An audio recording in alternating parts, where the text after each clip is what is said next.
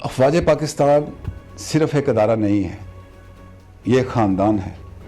مگر اسی خاندان کے ایک فرد کرنل ریٹائرڈ انعام الرحیم کو خاندان کے محفوظ ترین علاقے عسکری 14 راولپنڈی سے آدھی رات کے وقت نامعلوم افراد اغوا کر کے لے گئے اور تقریباً 2 ہفتے ہونے کو آئے ہیں، ان کا کچھ معلوم نہیں پڑ رہا۔ اسی خاندان کے قلعہ نما گھر عسکری 14 راولپنڈی کے گیٹ پر ہر ایک شخص اور گاڑی کو روک کر اس کی شناخت کی جاتی ہے۔ انہی گلیوں سے ہوتے ہوئے آگے جائیں تو کرنل ریٹائرڈ انعام الرحیم کا گھر آتا ہے۔ یہ ہے وہ کمرہ جہاں کرنل ریٹائرڈ انعام الرحیم اپنی زوجہ اور اپنے بڑے بچوں کے ساتھ رہ رہے ہیں۔ کتابوں اور قانون سے محبت رکھنے والے کرنل ریٹائرڈ انعام الرحیم نے ریٹائرمنٹ سے پہلے ہی قانون کی ڈگری حاصل کر لی تھی اور سب سے زیادہ لاپتہ افراد کے حقوق اور ان کی آزادی کے لیے قانونی جنگ لڑتے رہے ہیں، اور آج وہ خود ہی لاپتہ ہو گئے۔ ان کے بیٹے حسنین نے مطیع اللہ جان MJ TV کو بتایا، یہ 16 دسمبر کی رات تھی۔ اس رات کوئی 12:30 کے قریب ہمارے گھر کی گھنٹی بجتی ہے اور ہم پوچھتے ہیں کون ہے، تو آواز آتی ہے کہ علی۔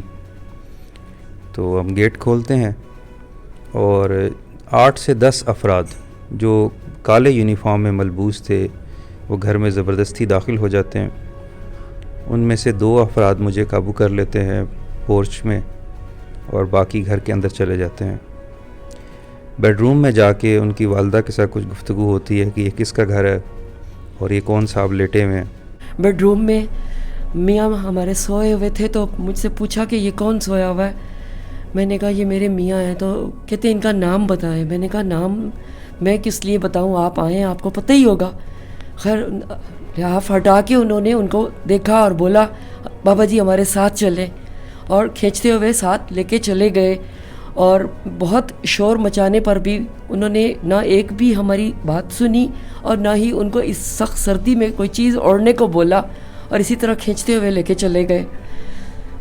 صرف ایک انہوں نے سویٹر پہنا ہوا تھا، پاؤں میں موزے بھی پتہ نہیں تھے کہ نہیں، کوئی کمبل کوئی کوٹ کچھ بھی نہیں تھا۔ کرنل ریٹائرڈ انعام الرحیم اپنی سوچنے سمجھنے کی صلاحیت، دماغ استعمال کرنے کی عادت اور قانون کی تعلیم کے باعث قائد اعظم محمد علی جناح کے خاندان یعنی وکلا میں شامل ہو گئے۔ کیس آیا تھا جو کہ انہوں نے سائن شاید کرنے تھے، اور ان کو وہ بندہ بالکل بے گناہ لگ رہا تھا اور انہوں نے سائن نہیں کیے، تو انہوں نے بولا ہم نے جب ان کو سزا دی ہے تو آپ نے کیوں ان کو نہیں دی، سائن نہیں کیے؟ تو کہنے لگے کہ میں نے اپنی قبر میں جانا ہے، اس لیے مجھے یہ کام نہیں کرنا، جس پہ ان کو 7 سال پہلے ریٹائر بھی کر دیا گیا، اور ہم فوراً ہی 2 دن بعد ہی وہاں سے یہاں واپس آ گئے کراچی سے۔ ان کو احساس بھی اسی رات ہو گیا کہ ہم نے یہ غلط کیا ہے، ان کو فوری فیصلہ کر کے جلدی ریٹائر کا۔ لیکن پھر انہوں نے بولا میں نے آپ نے ایک دفعہ بول دیا اتارو یونیفارم کل مت آنا، تو میں اب بالکل بھی نہیں پہنوں گا اور نہ آؤں گا۔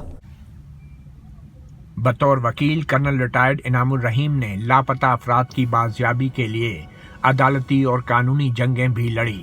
سابق فوجی عامر جنرل ریٹائرڈ پرویز مشرف کے خلاف آئین سے سنگین غداری کے مقدمے میں بطور گواہ بھی پیش ہوئے کہ جنرل عاصم باجوہ جو اس کیس میں انوالو تھے ہینڈ اوور آف انگور اڈا میں، ان کو چیئرمین سی پیک بنا دیا گیا۔ تو یہی فادر کا اس میں آبجیکشن تھا کہ جو لوگ انگور اڈا کو سیل کرنے کے ذمہ دار ہیں ان کو ایک سی پیک جیسے بڑے پروجیکٹ کا انچارج بنانا ملک کے لیے نقصان دہ ہوگا۔ اس کے علاوہ جنرل قمر جاوید باجوہ کا جو ایکسٹینشن کا کیس تھا، اس میں فادر ایز لیگل اسسٹنس انہوں نے کورٹ کو پرووائڈ کی تھی۔ اس کے علاوہ آرمی ریگولیشن کی کاپی فادر نے پرووائڈ کی تھی، اور جو جنرل مشرف کا ٹریزن کیس تھا اس میں فادر ایز اے وٹنس پیش ہوئے تھے اسپیشل کورٹ میں کہ یہ جنرل صاحب کا ایمرجنسی پلس کا جو ڈیسیجن تھا ان کا پرسنل ڈیسیجن تھا، اس میں کور کمانڈرز انوالو نہیں تھے۔ کرنل ریٹائرڈ انعام الرحیم کے اہل خانہ نے ان کے اغوا کے فوراً بعد مقامی پولیس اور عسکری 14 کی انتظامیہ سے بھی رابطہ کیا۔ عسکری 14 کے جو سیکورٹی افسر ہیں ان سے ہم نے پرسنل ریکویسٹ کی تھی ویڈیو شیئر کرنے کی۔ شروع میں انہوں نے ہمیں پازیٹیو رسپانس دیا، بعد میں وہ دے آر میکنگ لیم ایکسکیوزز، اور جب آفیشیلی CPO صاحب نے یہاں لیٹر ایشو کروایا اور ان سے آفیشیلی ویڈیو ڈیمانڈ کی گئی، تو انہوں نے کہا کہ ہم DG ہاؤسنگ کے انڈر آتے ہیں اور جب تک GHQ ہمیں اپروول نہیں دے گا ہم ویڈیو شیئر نہیں کریں گے۔ باقی پولیس اسٹیشن مورگا سے SHO صاحب اور سب انسپیکٹر جو اس کیس کے انچارج ہیں وہ ہمارے گھر آئے تھے، وقوعے کا انہوں نے جائزہ بھی لیا اور ہم سب سے تفصیلاً انٹرویو بھی لی۔ لگتا ہے ایڈوکیٹ کرنل ریٹائرڈ انعام الرحیم کے اغوا کاروں نے عدلیہ کی نئی قیادت کو بہت ہلکا لے لیا ہے، مگر بنیادی حقوق اور آئین کی بالادستی کی جنگ میں کرنل انعام ایڈوکیٹ نے جرنیلوں کے ساتھ ججوں کو بھی نہیں بخشا۔ قاضی فائز عیسیٰ سے متعلق صدارتی ریفرنس کے خلاف آئینی درخواست کی سماعت کرنے والے سپریم کورٹ کے 3 ججوں کے خلاف کرنل انعام ایڈوکیٹ کی ایک درخواست کی سماعت بھی نئے چیف جسٹس گلزار احمد منگل کو چیمبر میں کریں گے۔ کرنل انعام کی اغوا کی خبر سے سب جج باخبر ہیں۔ لاہور ہائی کورٹ میں ان کے اغوا کے خلاف ریٹ درخواست پر وزارت داخلہ اور پولیس نے تو حلفیہ طور پر ان کے تحویل میں ہونے سے انکار کر دیا ہے، مگر وزارت دفاع کا رد عمل عجیب تھا۔ ہماری ریٹ پٹیشن بھی راولپنڈی بینچ میں موجود ہے، جس کی اب تک 4 ہیئرنگز ہو چکی ہیں۔ پہلے 2 ہیئرنگز میں جو آرڈر دیا گیا تھا کہ جو ہمارے متعلقہ ادارے ہیں ڈیفنس منسٹری کے اور انٹیریئر منسٹری کے، وہ یا تو ان کی موجودگی سے خبر کریں عدالت کو یا پھر وہ سوان ایفیڈیوٹ جمع کرائیں۔ انٹیریئر منسٹری اور اس کے متعلقہ اداروں نے تو ایفیڈیوٹ جمع کرا دی ہیں، لیکن جو منسٹری آف ڈیفنس اور اس کے متعلقہ ادارے ہیں ان نے جج صاحب سے مزید ٹائم مانگا ہے، اور اگلی ہماری جو چوتھی پیشی ہے وہ 2 جنوری کو ہے۔ تب تک ہم بھی انتظار کر رہے ہیں کہ کیا فیصلہ آتا ہے جو ہمارے لیے بہتر ثابت ہو۔ کیا نئے سال کا سورج کرنل ریٹائرڈ انعام کی واپسی کے ساتھ ابھرے گا؟ لاہور ہائی کورٹ کی 2 جنوری کی تاریخ سے پہلے چیف جسٹس نے 31 دسمبر کو کرنل انعام کی درخواست کی سماعت اپنے چیمبر میں رکھی ہے۔ عدلیہ کی نئی قیادت کا پیغام واضح ہے، اگر کرنل انعام کے اغوا کار اس کو سمجھیں تو۔